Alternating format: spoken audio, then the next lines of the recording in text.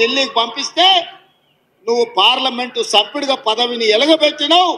సోనియమ్మ తెలంగాణ రాష్ట్రం ఇస్తే నువ్వు తెచ్చినా అని గొప్పలు చెప్పుకున్నావు. ఆనాడు పాలమూరు జిల్లాను దత్తత తీసుకుంటున్నావు. తెలంగాణ రాష్ట్రం వస్తే పాలమూరు బాగుపడుతుందన్నావు. వలసలు ఆగిపోతాయన్నావు. మా కన్నీళ్లు తూడు. చూసావా, ఈయన ఎట్లాంటి పండితుడు అంటే ఈయనకు తద్దినం మంత్రం ఒకటే వస్తుంది. ఈయన మీరు నామకరణోత్సవానికి పిలిచిన, అయ్యా మా ఇంట్లో ఈనాడు మా బుడ్డోడి పేరు పెడుతుంది తండ్రి, అయ్యగారు మీరు వచ్చి పూజ చెప్పాలంటే అక్కడ తద్దినం మంత్రం చదువుతాడు. అయ్యా మా ఇంట్లో కళ్యాణం జరుగుతుంది సార్ మీరు రావాలి. ఎందుకంటే మా ఊర్లో ఉన్న ఒకే ఒక పండితుడు ఈయనే. ఈయనకు అతి కష్టం మీద ఎవడో ఏం చెప్పినాడంటే ఏవైనా కానీ సీజనల్గా వస్తాయి, అంటే పండగలు సీజనల్గా వస్తాయి, తర్వాత బర్త్డేలు చాలా తక్కువ కార్యక్రమాలు వస్తుంటాయి, తర్వాత పెళ్ళిళ్ళు కూడా కొన్ని సందర్భాల్లో జరుగుతాయి. సో ఎప్పటికీ గిరాకు ఉండేటువంటి వ్యవహారం ఏదన్నా ఉందంటే అది తద్దినం మంత్రం వస్తే జనాలు చచ్చిపోతూనే ఉంటారు.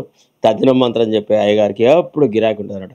కర్మకాండ అది ఇది, చచ్చిపోయిన వాళ్ళకి వాడి కుటుంబ సభ్యులకి ఇతరులకి చాలా మేలు జరగాలి, చచ్చిపోయిన వాడు పుణ్యగతులు పోవాలంటే మీరు బంగారం దానం చేయాలి, వెండి దానం చేయాలి, ఇలా చెప్పుకుంటూ ఒక ఎమోషనల్ వ్యవహారాలు చేస్తున్నటువంటి ఆ కార్యక్రమాలకు బాగా గిరాకు ఉంటుందని తెలుసుకున్నటువంటి ఒక ఆయన ఏం చేసినాడు, యువకుడిగా వేదాభ్యాసం చేయరా అని అంటే వాడు పోయి అయ్యగారు గురువుగారు నాకు ఓన్లీ తద్దినం మంత్రం మాత్రమే నేర్పు. ఎందుకురా నాయన తద్దినం మంత్రమే ఎందుకు నేర్చుకుంటున్నావు అంటే దాంట్లో చచ్చిపోయిన వాడి యొక్క విగత జీవుడికి పుణ్యలోకాలు చేరాలని అనుకున్నప్పుడు వాడి వారసులు సరైనటువంటి కార్యక్రమాలు జరిపితే ఆ జీవి ఈ సమాజం నుంచి ఈ సంఘం నుంచి తన రుణాన్ని విముక్తి అయిపోయి పుణ్యలోకాలకు పోతాడు. అది చాలా గొప్ప ఉదాత్తమైనటువంటి ఆలోచన.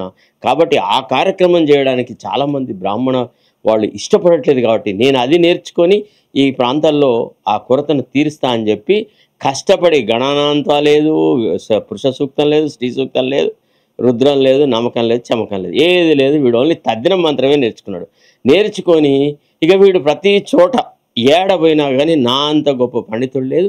అతి కష్టం మీద ఎంతో కృషి చేసేసి నేను అయ్యగారి దగ్గర అన్నీ నేర్చుకున్నాను. నిజానికైతే వేదంలో చిట్ట చివరికి నేర్పేటువంటి అపరకర్మలు.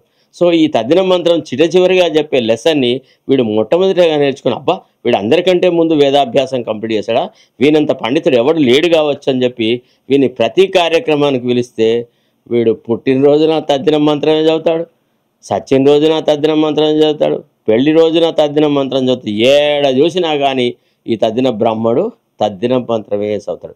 అట్టని మన రేవంత్ అన్న కూడా ఒక తద్దిన బ్రాహ్మడు అనమాట. నువ్వు ఏ సభ కన్నవో కేసీఆర్ మీద మన్ను పోయాలి, బీఆర్ఎస్ పరిపాలన మీద మన్ను పోయాలి, కేటీఆర్ మీద మన్ను పోయాలి. తన నిష్క్రియాతత్వాన్ని, తన పరిపాలనలో ఏం మెరుగు లేదు, ప్రజలు వాస్తవంగా ఆనందంగా లేరు, తన పరిపాలన పట్ల చాలా విముఖతతో ఉన్నారు అనే విషయం కప్పిపుచ్చుకోవడానికి ప్రతిసారి మాట్లాడతారు. నేను ఒకటే ఒక ప్రశ్న వస్తాను, ఎంతకాలం ఇంకెంతకాలం కేసీఆర్ను, కేటీఆర్ని, కవితను లేకపోతే ఇంకెవరినో తిడితే నీ కడుపు నిడుతుంది? ఇవాళ మనమన్నాం పత్రికల వాళ్ళుగా అంటే వాళ్ళు మళ్ళీ వచ్చేసేసి మా పరిపాలనే మెరుగైన పాలన, మేమే వస్తాం, మేమే చేస్తాం, ఈ రేవంత్ రెడ్డితో ఏం కాదని వస్తున్నప్పుడు ఏందిరయ్యా మీరు తెచ్చే పరిపాలన, మళ్ళా మీరే వస్తారా, మీ దొరలే దండుకుంటారా, మీరే మా ప్రజలను వంచిస్తారా, గతంలో మీ పాలన చూసినాము ఇక వద్దు అని ప్రజలకి ఒక మంచిని ఉద్బోధ చేయడానికని మనం విమర్శిస్తున్నాం. కానీ ఈ చవట ఎందుకు విమర్శిస్తున్నాడు అంటే తన పాలన డొల్లగా ఉంది కాబట్టి, దుర్భరంగా ఉంది కాబట్టి దాన్ని నుంచి ప్రజల దృష్టిని మరల్చడానికి ప్రతిసారి పాలమూరు గురించి మాట్లాడతాడు. పాలమూరుని అడాప్ట్ చేసుకున్నాడని, పాలమూరుకి అన్యాయం జరిగిందని, పాలమూరు పార్లమెంటు సభ్యుడిగా నువ్వేం సాధించలేదని, సోనియా గాంధీ దయదలిచి తెలంగాణ ఇచ్చిందని, దాంట్లో కేసీఆర్ యొక్క గొప్పతనం ఏం లేదని, ఇగో ఇట్లాంటి అనవసరమైన ప్రేలాపనలు చేస్తాడు. వాచాలత్వం అంటారు దీన్ని. అంటే మాటకారితనంతో నేను ఒక గొప్ప రాజకీయ నాయకుడిని అయినాను కాబట్టి ఆ మాటకారితనంతోనే గొప్ప పరిపాలకుడిని అవుతా అనేటువంటి ఒక భావనలో ఉన్నాడు. ఎప్పుడు యాదకించుకోండి, మాటకారితనం అనేది సత్యానికి ఉపయోగపడదు. హృదయాంతరాలలో పవిత్రత లేక, పవిత్రమైన ఆలోచన లేక, ప్రజల పట్ల నిజమైన ప్రేమానురాగాలు లేక నువ్వు ఎంత గొప్పగా మాట్లాడినా ఆ మాటల పర్యవసానం ఏముండదు. ఏమంటారు, మా దగ్గర ఊర్లలో మా సాహెబ్ ఉండేవాడు అనమాట, అంటే మౌజన్ సాప్ అంటారు మా దగ్గర. వాడు నా క్లాస్మేట్ అవ్వడం వల్ల వాడు అంటే బషీరుద్దీన్, వాడు ఎప్పుడన్నా అది ఇది మాట్లాడి క్యారే ఆరే తొరే అనుకుంటాం మేమిద్దరం.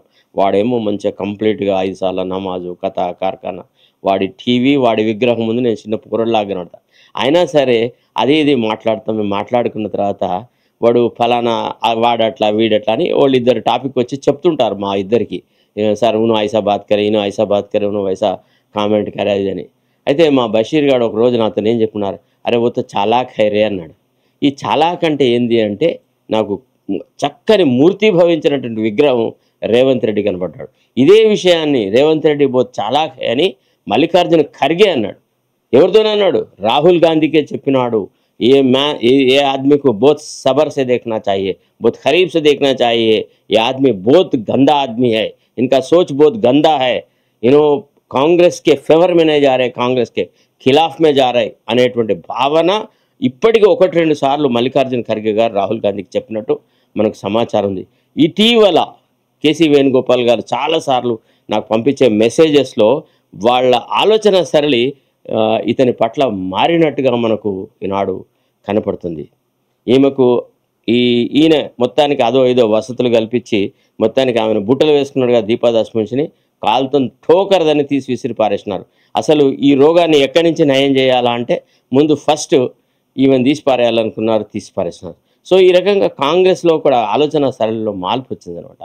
నేను చెప్పేది ఏంటంటే రేవంత్ రెడ్డి కాదు, ఇంత లంబాచౌడ భాషణాలు వద్దు, ఇంత పెద్ద ఉపన్యాసాల గంభీరం వద్దు, పద లాలిత్యం వద్దు, పద గంభీరత వద్దు.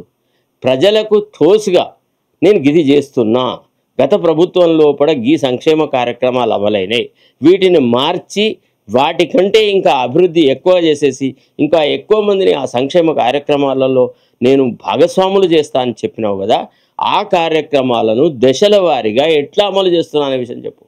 ఓసారి అంటాడు కృష్ణా రివర్ వాటర్స్లలో తెలంగాణకు అన్యాయం జరగడానికి హరీష్ రావే కారణము, ఫలానా వాడు కారణం ఉత్తమ్ కుమార్ రెడ్డితో చెప్పిస్తాడు. ఓసారి ఏమంటాడు వీరమల్ల ప్రకాష్ అనేటువంటితో చెప్పిస్తాడు. రేవంత్ రెడ్డి అసలు కేసీఆర్ కంటే చాలా రాజనీతిజ్ఞుడు, తెలివిగలవాడు, చాలా చక్కగా వ్యవహారం నడిపినాడు, అందుకే అతి అనతి కాలంలో పడిన ఆయన ముఖ్యమంత్రి ఆడు, ఆయన నా మిత్రుడు అది ఇదని ఓసారి అంటాడు. మళ్ళా పోతాడు పోయి కేసీఆర్ పెట్టిన విస్తృత స్థాయి సమావేశం. ఈ చౌకబారు కొంతమందిని పెట్టుకొని తన పాలన బాగుంది అనేటువంటి ఒక భ్రమలు సృష్టించుతున్నాడు, తానటనే మాట్లాడుతున్నాడు. ఇది కాదు. ఈ మాటల సరళి వల్ల ఒరిగేది ఏం లేదు. మీరు చూడండి, ఇందులో ఎక్కడన్నా ప్రజలకు పనికి వచ్చే ఒక్క వాక్యం ఉందా? మాట ఇచ్చినావు, నేను ఇవాళ అడుగుతున్న వేదిక మీద నుంచి నువ్వు చెప్పలేదా?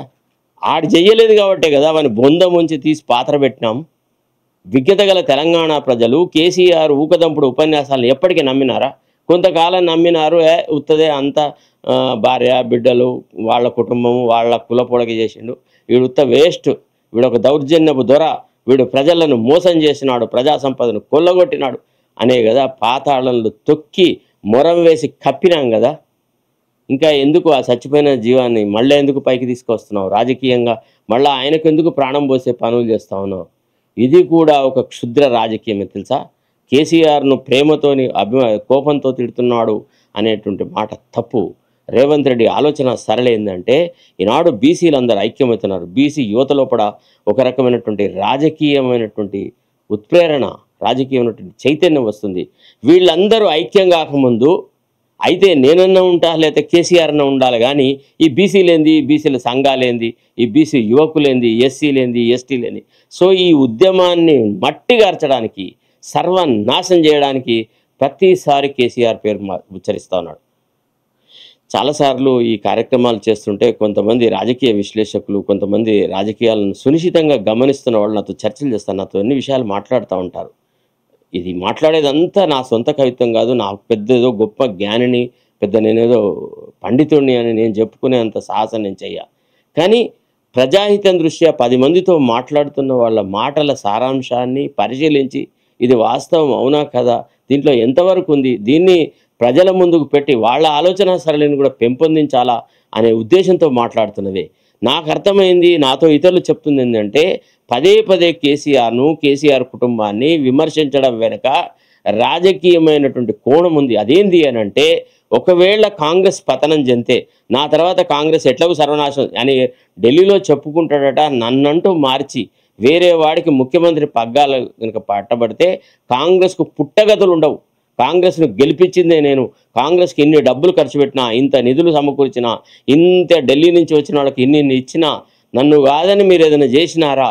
ఒకటి, నాలాంటి బలమైన నాయకుడు పోతాడు. రెండోది, కాంగ్రెస్ పుట్టగదులు లేకుండా పోతుంది. BRS already పుంజుకున్నది.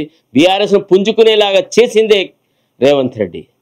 ఎక్కడో మూలకు పడుకున్న మనిషి గురించి రోజు రా రా రా రా రా శాసనసభకు రా, అక్కడికి రా, ఇక్కడికి రా, అట్ట చెప్పు ఇట్ట చెప్పు. ఎవడయ్యా నీకు ముఖ్యమంత్రి అధికారం ఇచ్చింది? నిన్ను కేసీఆర్ని ఇన్వైట్ చేయడానికి ఇచ్చినావా? మరి పోయి ఒకసారి ఆయనకు హారతులు పట్టుకొని తీసుకురా. ఆయన వస్తేంది పోతేంది? శాసనసభకు కేసీఆర్ రాకుంటే ఒరిగేదేంది కాదు. దీని వెనుక చాలా పెద్ద కుట్ర ఉంది. ఎదుగుతున్నటువంటి బీసీ సంఘాల యొక్క, తర్వాత యువత యొక్క అసంతృప్తిని కప్పిపుచ్చి వాళ్లను రాజకీయంగా పరిణితిలో రాకుండా చేయడం వెనుక ఈ ఆలోచనతోనే ప్రతిసారి కేసీఆర్ గురించి మాట్లాడుతున్నాం. ఈ తద్దిన బ్రాహ్మడు ఎప్పుడు కూడా సమాజంలో జరిగేటువంటి మార్పులకు తద్దినం పెట్టడమే ఈయన ఆలోచన సరళి. కాబట్టి దయచేసి ఇటు కేసీఆర్ చేస్తున్న ఉపన్యాసాలను కానీ, లేదా హరీష్ రావు, కేటీఆర్ వీళ్ళు మాట్లాడుతున్న మాటలు కానీ, లేకపోతే ఇటు రేవంత్ రెడ్డి అనుచరగణము వీళ్ళ ఊరకుక్కలు మరుగుతున్న మరుగుడు కానీ మీరు పట్టించుకోకండి. మన బీసీ యువతకు, బీసీ మహిళలకు, తర్వాత ఎస్సీ ఎస్టీలో ఉన్నటువంటి మహిళలకు, యువతకు ఒక నిర్దిష్టమైన కార్యక్రమం ఉంది. అదేంది అంటే ఈ ఇద్దరు చవటల నుంచి మనం విముక్తి పొందుతాం. ఈ ఇద్దరు చవటలను వీళ్ళు ఎందుకు పనికిరారు? ఒకడు పుచ్చిపోయిన కోడిగుడ్డు, ఒకడు పుచ్చిపోయిన కూరగాయలు. వీటిని మనం ఇంట్లో కొనుక్కొని తీసుకొస్తే వీటితో ఏం ప్రయోజనం ఉండదు. మళ్ళా వీడి తర్వాత వాడి తర్వాత వీడు రావడం వల్ల ప్రయోజనం లేదు. అందుకే మనం ఒక మధ్యస్థమైనటువంటి ఒక కొత్త రాజకీయ వ్యవస్థకు అంకురార్పణ చేయాలని సకలంగా కృషి చేస్తున్నాం. మనం అందుకే ఈ వ్యవస్థీకృతమైనటువంటి ఈ పార్టీల యొక్క అడుగుజాడలో నడవద్దని ఒక కొత్త తరహా రాజకీయ వ్యవస్థ ఎట్లా ఉంటుందో మనం చెప్తూ వస్తున్నాం. మనం ఏం చెప్తున్నాం? మనకు ఆలోచన సరళి లేక కాదు. మనం చెప్తున్నాం ఈ రైతు బంధు, రైతు భరోసా ఇట్లా కాదురా చవటల్లారా, ఇది పద్ధతి కాదు. మేము 25,000 రూపాయలు పర్ ఎకర్ ఇస్తాం మా కొత్త వ్యవస్థ లోపల. అయితే భూములను క్లాసిఫికేషన్ చేస్తాం. గ్రామీణ రైతాంగాలు ఎవరున్నారు, గ్రామీణ రైతులు ఎవరు, నిజమైన వ్యవసాయదారుడు ఎవరు, హైదరాబాదులో కూర్చొని రైతు భరోసాను, రైతు బంధును పొందేదెవడు, పేద రైతాంగానికి ఒనగోరుతుంది ఏంది ఈ రైతు భరోసా కార్యక్రమం వల్ల. దీని మీద ఒక నిశ్చితమైన పరిశీలన చేసేసి నిజంగా వ్యవసాయం చేసిన వాడు, అరక దున్నినవాడు, వ్యవసాయ కార్యక్రమాలలో పార్టిసిపేట్ అయినాడు వాళ్లను విడగొట్టి అసలైన సిసలైన రైతులకే రైతు బంధు, రైతు భరోసా అనేది బట్టి కార్యక్రమం చేస్తాం. దానికి ఈ రైతు భరోసా, రైతు బంధు ఇట్లాంటి పేర్లు ఉండవు. ఈనాడు ప్రభుత్వం వేసేది, ప్రభుత్వం ఎవరన్నా పేద ప్రజలకు చేసేటువంటి సహాయ కార్యక్రమాలను దయాదాక్షిణ్యాలతో ఇస్తున్నట్టుగా ఏ ప్రొజెక్షన్ ఇస్తున్నారు కదా, తప్పది. ఈనాడు సమాజంలో అభివృద్ధికి నోచుకొని వాళ్లకు మీరు ఇస్తున్న సహాయానికి ఆప్యాయత, ప్రేమతో కూడినటువంటి పదజాలం ఉండాలా. మనం అంటూ మాట్లాడితే రైతు నేస్తం అనేటువంటి మాట మాట్లాడతాం. మేము మీకు స్నేహితులం, మీ మిత్రులం, మీ వెంట ఉంటాం, మీ కష్ట సుఖాలలో మీతో ఈ ప్రభుత్వం ఇమిడి ఉంటుంది అనేటువంటి విషయాలు చెప్తాం. వ్యవస్థీకృతంగా రాజకీయాలను బట్టి చెరబడుతున్నటువంటి ఈ నాయక గణముందు చూసినా ఒక్కొక్కడు 5 సార్లు 6 సార్లు 10 సార్లు వీడు ఈ చవట ఎన్నిసార్లు వీడిని మనం ఎన్నుకున్నా లాభం లేదు. అందుకే 2 సార్లకే పరిమితం చేస్తాం. ఏ రాజకీయ నాయకుడిని రెండవసారి కంటే ఎక్కువగా మళ్ళీ మూడోసారికి వాడిని శాసనసభ పంపుడు లేదు, పార్లమెంటుకు పంపుడు లేదు, ఏడికి పంపుడు లేదు. 2 సార్లు పార్లమెంటు సభ్యుడైతే కథం, ఫినిష్, వాడి జీవితం కథం. ఇక మళ్ళా వాడిని పార్లమెంటుకు పోనీయం. 2 సార్లు శాసనసభ్యుడైతే కథం, మళ్ళా వేరే వాళ్ళకి ఇస్తాం. అదే కులాలలో, అదే మతాలలో, అదే దాంట్లలోంచి యువకులకు ఇస్తాం. ఇవాళ యువత ఎందుకు రాజకీయాలకు రాలేకపోతుందంటే వ్యవస్థీకృతంగా ఉన్నటువంటి ఈ నాయకుల వల్ల. ఇప్పుడు ఉత్తమ్ కుమార్ రెడ్డిని మార్చే అవకాశం లేదు. జానారెడ్డి అయితే ఎట్లాగో నాకు 2 సీట్లు కావాలి, నా కొడుకు ఒక ఎమ్మెల్యే కావాలి, ఒక ఎంపీ కావాలన్నాడు. కోమటిరెడ్డి బ్రదర్స్ మాకు 2 సీట్లు కావాలన్నాడు. ఇట్లా వీళ్ళందరూ పంచుకున్నాక ఇక బీసీ యువకులకు ఏం సీట్లు మిగులుతాయి చెప్పండి ఒకసారి? బీసీ మహిళలకు ఎడ దొరుకుతుంది? సో ఇట్లాంటి వాళ్ళని వీళ్ళందరూ 2-3 సార్లు 4-5 సార్లు ఎన్నికైన వాళ్ళే. ఈ వృద్ధ జంబుకాలన్నిటి ఈ చెట్లను కనుక మనం నరికినామనుకో మొక్కలు మొలకెత్తుతాయి. నథింగ్ గ్రోస్ అండర్ ఏ బనియాన్ ట్రీ అంటారు. ఒక మహావృక్షం కింద, ఒక పెద్ద రాయి చెట్టు కింద ఎట్లయితే గరకం మొలదో ఈ పెద్ద పెద్ద రాజకీయ నాయకుల కింద యువతకి రాజకీయమైన అవకాశాలు రావు. యువతకు సరైన అవకాశాలు రావాలంటే ముందు ఈ వృక్షాలన్నిటిని నరికేసేసి కొత్త యువతను, కొత్త ఆలోచన సరళితోని, కొత్త ఆలోచన విధానంతో మంచిగా చదువుకున్న వాళ్ళను, సుశిక్షితులైన వాళ్ళు మీరు పొరపాటు కూడా ఆలోచించకండి. ఏమని, అయ్యో మాకు ఆర్థిక సంపత్తి ఉందా, మేము రేవంత్ రెడ్డితో పోటీ గడవలాం, మేము జానారెడ్డితో పోటీ గడవలాం, మేము జైబీర్ రెడ్డి అత్తెంగ్ వాళ్ళు నాయకులు కాదు. వాళ్ళు చవటలు, దద్దమ్మలు. బీఫామ్ ఇవ్వకుంటే ఒక్కడికి 1000 ఓట్లు రావు. ఎన్నిసార్లు జానారెడ్డి చిత్తుగా ఓడిపోలేదండి? ఏం పెద్ద గొప్ప నాయకుడా, విలుకాడా, ఏంటిది? మా నోముల నరసయ్య మట్టి కనిపించినాడు, గుర్తుందా? ఆయన మా కామ్రేడే, మాకంటే సీనియర్. మా కాలేజీలో, లా కాలేజీలో కొట్టినాడా లేదా? వాళ్ళ నోముల భగత్ ఎడమ కాలుతో దాన్ని జానారెడ్డిని తీసి విసిరేసినాడా లేదా? బీసీలు గెలిచినారా లేదా? గెలవరా మీరు? మీ యొక్క ఆత్మస్థైర్యాన్ని దెబ్బతీసే కార్యక్రమాలు ఎవడు చేస్తున్నాడు? మీ నాయకులే చేస్తున్నారు. సోకాల్డ్ బీసీ నాయకులమని సమాజంలో చలామణవుతున్నాడు. ఒక్కొక్కడు 25 ఏళ్ళు ఆ సంఘానికి అధ్యక్షుడట, వాడే సెక్రటరీ అట, వాడే ఇదట. అరే నీ సొంత పార్టీలో నీ ఇంట్లోనే నువ్వు సరిదిద్దుకోలేవు, ప్రజాస్వామ్య భరితంగా నీ పార్టీని నువ్వు సరిదిద్దుకోలేవు అంటే నీకు నీ నాయకత్వం తప్ప ఇతరుల మీద నమ్మకం లేదు, అంతే కదా? అందుకే నువ్వు 20 ఏళ్ళు 30 ఏళ్ళు ఉంటున్నారు. కాబట్టి సంఘంలో ప్రతిదీ ప్రభుత్వ పరంగా గుర్తింపబడే ప్రతి సంస్థలో ఎన్నికల ప్రక్రియను కంపల్సరీ చేయాలి. అది హౌసింగ్ సొసైటీ కావచ్చు, లేకపోతే పొలిటికల్ సొసైటీ కావచ్చు, ఏదన్నా కావచ్చు. ప్రజాస్వామ్య భరితంగా ఎన్నికలు జరగాల్సిందే. వాళ్ళ ఆదాయ వ్యయాల మీద ఆడిట్ జరగాల్సిందే. ఇవాళ పుట్టుకొస్తున్నటువంటి ఈ పార్టీలకు ఎక్కడి నుంచి నిధులు వస్తున్నాయి? వీటి ఆడిట్ ఎందుకు జరగకూడదు? ఇవాళ అమెరికా అధ్యక్షుడు భారతదేశం లోపలికి బైడెన్ నేతృత్వం లోపల $21,000 కోట్ల పంపించినారు. ఇది చాలా అవమానకరమైన విషయము. భారతదేశంలో డబ్బులకు ఏం కొదవా, మనకెందుకు వాళ్ళ అంతర్గత రాజకీయాలలో తలదూర్చాలా అనే మాట మాట్లాడితే దేశ రాజకీయ వ్యవస్థ అంతా ఒక కుదుపబడ్డది. కాంగ్రెస్ వాళ్ళు ఇమీడియట్గా వచ్చారు, నో బంగ్లాదేశ్ గురించి మాట్లాడినాడు, ఇండియా గురించి మాట్లాడలేదు అనేటువంటి మాట మాట్లాడుతున్నారు. సరే ఆలోచించండి దయచేసి. ఇదంతా అవుతుంది. ఈ డబ్బు ఉంటేనే బీసీలు రాజకీయంలో అధికారం సాధిస్తారు. ఏముందండి, ఛాయలకు బిస్కెట్లకు పైసలు అడుక్కున్నాడు ఎమ్మెల్సీగా ఎదగలేదా? ఆయన ఎదగగలిగితే ఇతర యువకులు ఎదగలేరా బీసీలలో? నేను ఛాలెంజ్ చేసి చెప్తున్నా, అంతకంటే బ్రహ్మాండంగా మాట్లాడే యువకులను ఒక 100 మందిని ట్రూప్గా నిలబెడతా. ఎందుకంటే ప్రజాక్షేత్రంలో మేము తిరుగుతున్నాం, మాకు తెలుసు ఎవరు ఎట్లా మాట్లాడతారు, ఎంత చక్కగా మాట్లాడతారు. ఒక విశ్వకర్మల కుటుంబాల నుంచి చూపెడతా, ఒక గౌడ్స్ కుటుంబాల నుంచి చూపెడతా, ఒక మున్నూరు కాపుల నుంచి చూపెడతా, కమ్మరి, కుమ్మరి, నాయి బ్రాహ్మణులు ఎంతమంది ఉన్నారు యువకులు. ఎన్ని విషయాలు తెలుసుకొని మాట్లాడగలరు. కేవలము కెమెరా ఉంది, స్టేజ్ ఉంది, కేవలము ఛానళ్ళు ఉన్నాయి కాబట్టి వీళ్ళు మాట్లాడిందే సరైన రాజకీయ పరిభాష అని మనం అనుకుంటున్నాం. కాదు, మనం నిజంగా అసలు ఇట్లా కార్యక్రమాలు మొదలెట్టినాక యువతలో ఎంత నాయకత్వపు లక్షణాలు ఉన్నాయి, యువతలో ఎంత మార్పు తీసుకురావచ్చు అనేది మేము చేసి చూపెడతాం. నియోజకవర్గాల వారీగా అభ్యర్థులను నిలబెట్టి చూపెడతాం. ఇంకో వీళ్ళు ఫలానా నియోజకవర్గంలో ఉంటారు, వీళ్ళు కంటెస్ట్ చేస్తారు, ఈ యువకుడి యొక్క ప్రతిభకి ఇది, ఇతను ఇంత చదువుకున్నాడు, ఇంత సేవాభావంతో ఉన్నాడు, ఇంత ఆలోచనాశాలితో ఉన్నాడు, ఇతను ఎట్లా మాట్లాడతాడు, ఇతనికి ఎంత రాజకీయ పరిణతి ఉంది అని చూపెడతాం. ఇవాళ ఈ సోకాళ్ళు సంఘాల వాళ్ళు అది ఇది అని మాట్లాడుతున్నారు కదా. నువ్వు ఏ నియోజకవర్గంలో నిలబడికి వెళ్తావో చెప్పు. ఫస్ట్ ఒక్క నియోజకవర్గం పేరు చెప్పమను. మొత్తం బీసీ ముఖ్యమంత్రి వస్తా అంటున్నారు కదా. ఫలానా నియోజకవర్గంలో ఖచ్చితంగా బీసీని నిలబట్టి నేను గెలిపిస్తా అని ఒక్క నియోజకవర్గం పేరు చెప్పకుండా ఇంకా ప్రతిసారి రాబోయే ముఖ్యమంత్రి బీసీ, రాబోయే ముఖ్యమంత్రి బీసీ అంటే ఏందండి దాని అర్థము? అంటే గుప్పెడు రాళ్ళు తీసుకొని పక్షుల గుంపుకు కొడితే పక్షులకు దాక్తాయా? గురి చూసి కొట్టమన్నారు రాజకీయం అంటే. నువ్వు గురి చూసి కొట్టు దమ్ముంటే, లేదా అట్లా పైకి పెద్ద పెద్ద భాషణాలు, వాళ్ళ తర్వాత పోయి పాదాక్రాంతాలు. ఈనాడు ఈ రాజకీయంగా ఈ కుళ్ళిపోయిన ఈ పై లేయర్ని మొత్తం తీసేయకుండా బీసీ యువతకు అవకాశాలు రాబోవు. మీరు ఆర్థిక స్థితిగతుల గురించి పట్టించుకోకండి యువత. తప్పకుండా మనం ఈ కార్యక్రమం ద్వారా, నేను ఒక రాజకీయ పార్టీని కాదు, ఆ పార్టీకి అధ్యక్షుడిని కాదు, లేకపోతే నాకు ఉరిగేది లేదు, నేను బీసీని కాదు, కానీ బీసీ యువతకు నేను రుణపడి ఉన్నా అనే భావనలో ఉన్నాను. బీసీ మహిళా లోకానికి మనం రుణపడి ఉన్నాం, ఎస్సీ మహిళలకు రుణపడి ఉన్నాం, ఎస్సీ యువకులకు మరిపన్నాం. ఎంతకాలము, దశాబ్దాల కాలము వీళ్ళని ఇట్లనే వంచి వీళ్ళ పేరు మీద పబ్బం గడుపుకొని అబ్బో బీసీ నాయకుడు అనగానే ఫలానోడే గజమాలలు వేసుడు.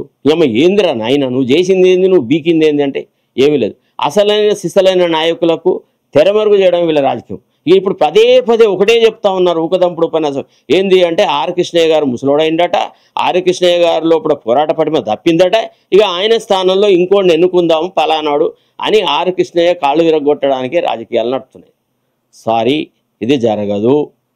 రైట్ ఆర్ రాంగ్, ఆయనలో ఉండే లోపాలు అవో ఇవో కొన్ని తప్పటడుగులు అట్లా ఇట్లా జరిగిన ఈవెన్ మందకృష్ణమాది కానీ ఇతరులు కానీ ఏంది అంటే ఒక రకంగా ఒక కుళ్ళు రాజకీయాన్ని తెరదిమికి తీసుకురావడానికి రాజకీయాలు నడుస్తున్నాయి. దీన్ని యువత తప్పకుండా వ్యతిరేకించాలి. ఈ ఉపన్యాసం చూడండి కొద్దిసేపు. సంవత్సరాలు ముఖ్యమంత్రిగా ఉన్న చంద్రశేఖరరావు గారు 2009లో మేము హక్కున చేర్చుకొని మా కడుపులో పెట్టుకొని చూసుకుంటే, మేము భుజాల మీద పెట్టి మోసుకుంటే, పాలమూరులో ఊరు లేకపోయినా ఈ చవట ఇంకా 2009లోనే చచ్చాడు. వీడికి అసలు 2024 పోయింది, 2025 వచ్చింది.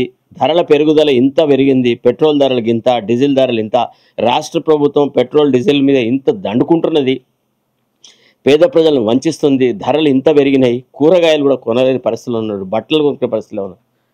ఆనాడు బతుకమ్మ చీరల ప్లేస్ లోపల 2 చీరలు ఇస్తానని అనవసరంగా మభ్యపెట్టి ఆలోచన చేసినాడు. ఆ ప్రోగ్రామ్ను మొత్తంగా నాశనం చేసినాడు. బతుకమ్మ చీరలు సప్లై చేసిన వాళ్ళ డబ్బులు ఎగ్గొట్టినాడు. ఇవన్నీ విషయాలు మాట్లాడు. బీసీ ఎస్సీ యువకులకు ఇవ్వాల్సినటువంటి ఫీజు రీఎంబర్స్మెంట్ నిధులను ఎగ్గొట్టినాడు. బీసీ సప్లాను బొందబెట్టినాడు, ఎస్సీ సప్లాను బొందబెట్టినాడు. ఈనాడు ఎస్సీలకు ఏదో దళిత బంధు అనే ఒక కార్యక్రమం వస్తే అది మంచిగా లేదని చెప్పేసి దాని బదులు 15 లక్షలు ఇస్తా అన్నాడు. అన్నిటి పొందబెట్టినాడు. ఒక్క కార్యక్రమంతో ప్రజల యొక్క హృదయాలకు తట్టుకునే పని చేయకుండా ఇంకా ఉపన్యాసాలు. ఎప్పుడు 2009 ఆడు ఎన్నిక అయితే ఏంది, సస్తే ఏంది, ఆనాటి మన పరిస్థితులు ఏంది. ఆనాడు ఓట్లు వేసిన వాళ్ళు చాలామంది చచ్చిపోయినారు. ఇప్పటికీ ఎంతోమంది ఆనాడు యువకులు ఉన్నవాళ్ళు కేసీఆర్ పెట్టిన బెల్ట్ షాపుల వల్ల తాగి 2009లో కేసీఆర్ ఓట్లు వేసిన వాళ్ళు ఎంతమంది బతుకున్నారో నాకే తెలియదు.